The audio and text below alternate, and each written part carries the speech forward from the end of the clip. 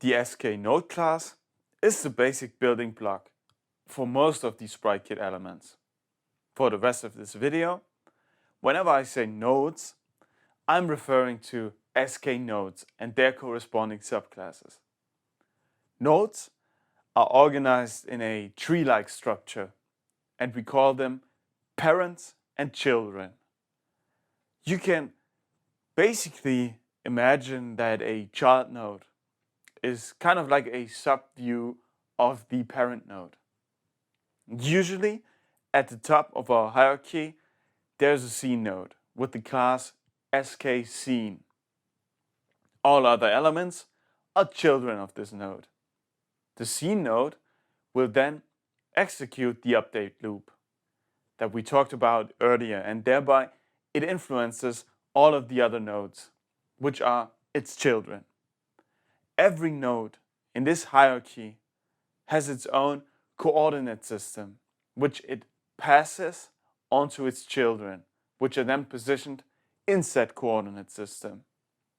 If this sounds a bit complicated or confusing, don't worry, it will all make sense once we apply the logic in the actual game.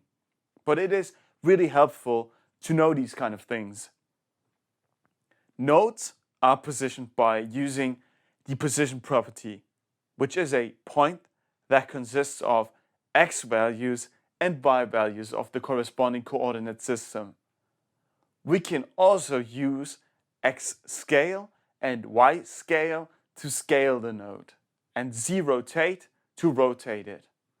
If we change one of these properties, it will automatically affect all of the children of the node, which will make the same exact change. SKNodes themselves cannot draw any visual content, but since many of their subclasses do just that, there are a few properties and methods that we should understand. Frame is what we call the square that surrounds our node.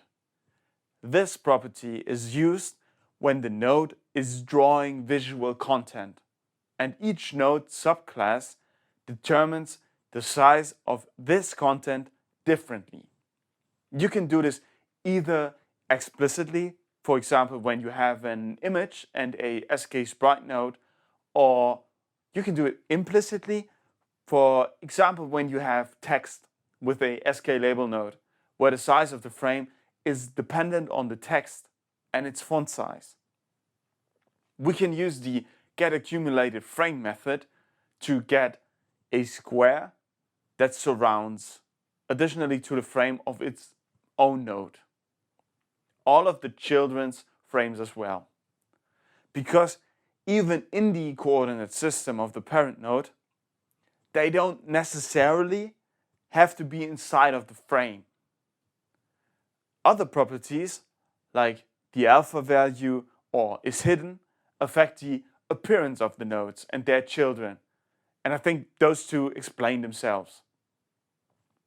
Even though SKNodes themselves are not able to draw anything visually, they are very, very useful elements for our SpriteKit projects. Let's have a look at a few examples. We can group multiple visual elements in a container that doesn't have to be visually represented. For example, multiple buttons grouped within a node, which allows us to access them more easily. A common practice for using SKNodes is the so-called layering of content, where we create multiple layers, such as background, world, or head-up display, which all get a SKNode as parent to allow us to separate them within our scene. Now let's have a look at the structure of such a scene and how we can add children to it.